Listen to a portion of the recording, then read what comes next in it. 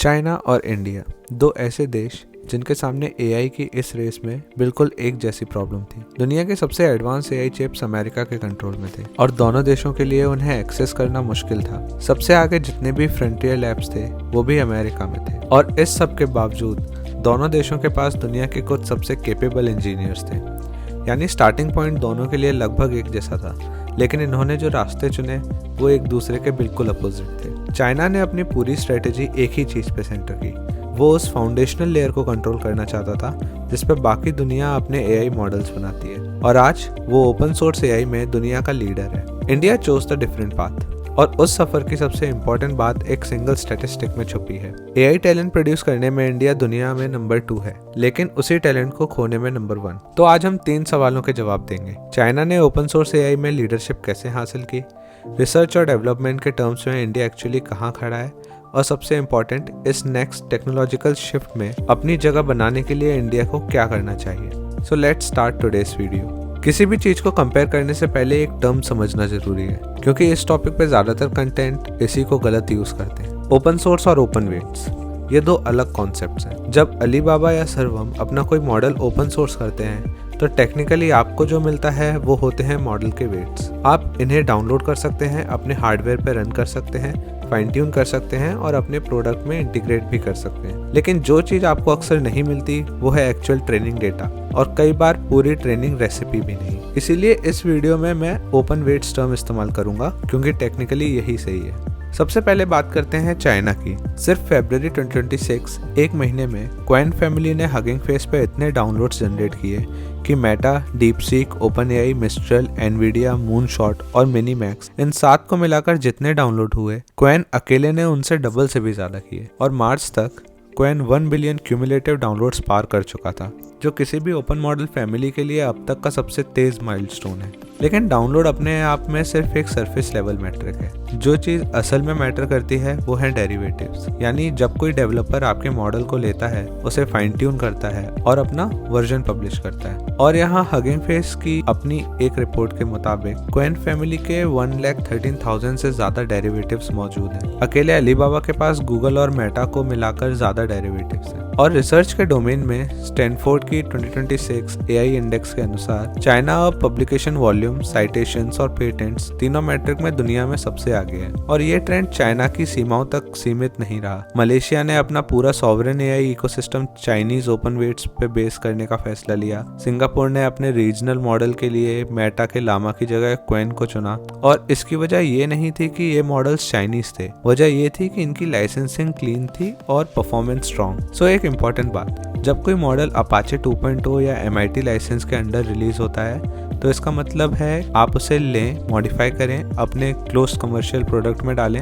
ना आपको किसी को क्रेडिट देना है, ना कोई पेमेंट। इसे एक सिंपल एनालॉजी से समझें तो ओपन मॉडल्स की दुनिया में क्वेन वही बन गया था जो सॉफ्टवेयर में लिनक्स है। वो चीज़ नहीं जिससे एंड यूजर डायरेक्टली इंटरेक्ट करता है, बल्कि वो फाउंडेशन जिस पे बाकी सब कुछ बिल्ड होता है। लेकिन एक सवाल जिसका जवाब शायद ही कोई देता है, ये सब टेक्निकली पॉसिबल कैसे हुआ? क्योंकि ओपन वेट्स का कोई मोल नहीं अगर आप उस मॉडल को रन ही ना कर सकें।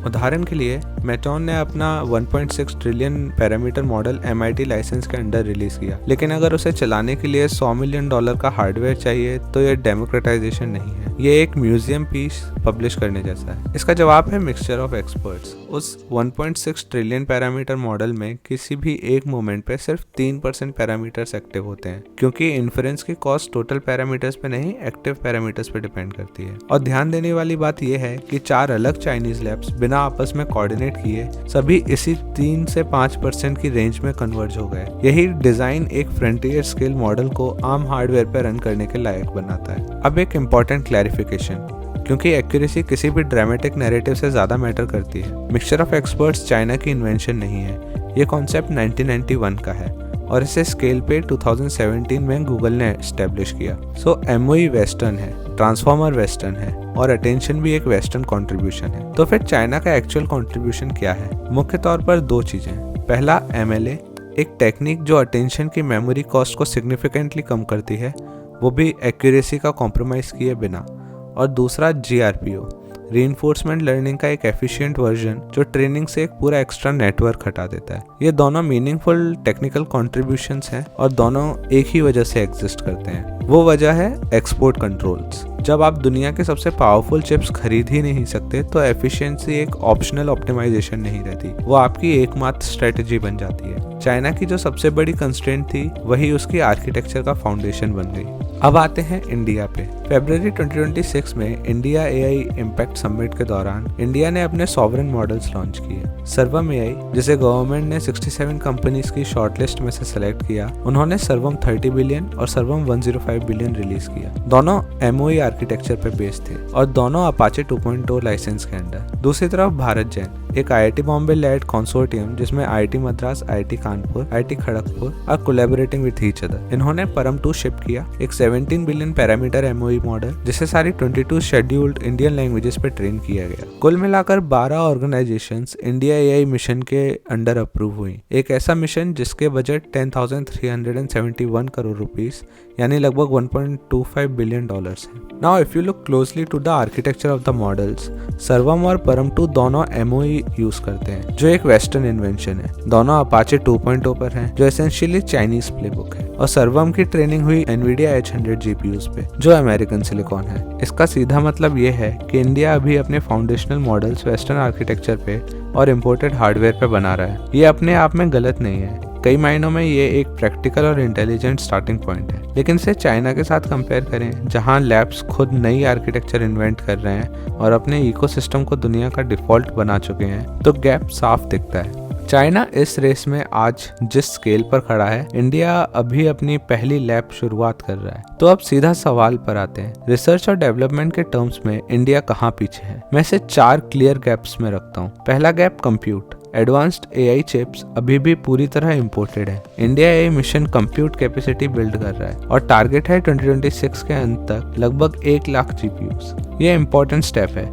लेकिन चाइना के पहले से डिप्लॉयड कंप्यूट के सामने ये अभी भी एक फ्रैक्शन है। और इंडिया के सेमीकंडक्टर प्लांट्स फिलहाल असेंबली और पैकेजिंग करते हैं, कटिंग एज चिप फैब्रिकेशन नहीं। दूसरा गैप फाउंडेशनल रिसर्च। चाइना का कंट्रीब्यूशन आर्किटेक्चर के लेवल पे है, जैसे एमएलए और जीआरपीओ। इंडिया मुख्य तौर पर एग्जिस्टिंग आर्किटेक्चर को एडॉप्ट और एडेप्ट कर रहा है। ये गैप सबसे क्रिटिकल है क्योंकि लंबी रेस इसी लेवल पे जीती जाती है। तीसरा गैप और शायद सबसे सीरियस, टैलेंट रिटेंशन। इंडिया के पास टॉप एआई रिसर्चर्स और इन्वेंटर्स हैं, दुनिया का दूसरा सबसे बड़ा टैलेंट पूल सिर्फ यूएस के पीछे। लेकिन 2025 में इंडिया ने दुनिया के सबसे बड़ा net outflow AI talent record किया, -16.9%, कनाडा के डबल से भी ज्यादा। टैलेंट पैदा करने में इंडिया नंबर 2 है और उसी टैलेंट को खोने में नंबर 1। हम वर्ल्ड क्लास रिसर्चर्स ट्रेन करते हैं और फिर वो रिसर्चर्स दुनिया की बाकी लैब्स के लिए काम करते हैं। यह इंडिया की सबसे बड़ी स्ट्रक्चरल वीकनेस है। चौथा गैप फंडिंग स्केल। इंडिया ए मिशन का पूरा बजट लगभग 1.25 बिलियन डॉलर्स है। चाइना में अकेले कुछ इंडिविजुअल लैब्स इससे ज्यादा रिसोर्सेज पे काम करते हैं। ये गैप कैपेबिलिटी से पहले कैपिटल का है, लेकिन पिक्चर सिर्फ गैप्स का नहीं है। इंडिया के पास कुछ रियल स्ट्रेंथ्स भी हैं। दुनिया का दूसरे सबसे बड़ा एआई टैलेंट पूल, दुनिया में सबसे ज्यादा एआई एडॉप्शन, चाहे वो वर्कस्पेस हो या स्टूडेंट्स, एक वर्ल्ड क्लास डिजिटल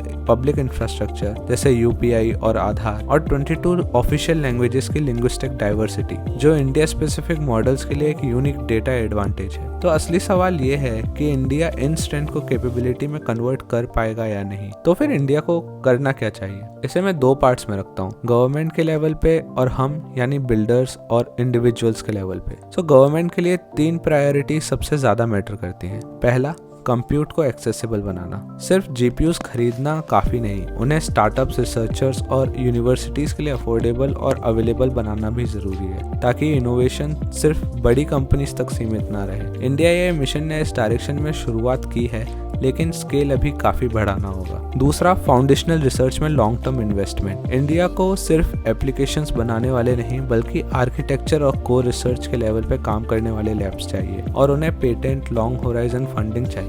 यही मॉडल चाइना को यहाँ तक लेके आया है। तीसरा और सबसे इम्पोर्टेंट, ब्रेन ड्रेन को रिवर्स करना। इसके लिए ऐसे वर्ल्ड क्लास रिसर्च एनवायरनमेंट बनाने होंगे जहाँ टॉप रिसर्चर्स रुकना चाहें और बाहर गए लोग वापस आना चाहें। टैलेंट को रोकने का तरीका सिर्फ सैलरी नहीं, वर्ल्ड क्लास प्रॉब्लम और वर्ल्ड क्लास लैब्स है। और हम इंडिविजुअल्स और बिल्डर्स के लेवल पे दो चीजें। पहला, अडॉप्ट करने से आगे बढ़कर बिल्ड करना। इंडिया के फाउंडर्स और इंजीनियर्स को सिर्फ एग्जिस्टिंग मॉडल के ऊपर एक थिन लेयर नहीं बल्कि फाउंडेशनल टेक्नोलॉजी बनानी होगी, और जो रिसर्च इंडिया में हो रही है उसे ओपनली पब्लिश और ओपन सोर्स करना होगा ताकि इकोसिस्टम कंपाउंड हो।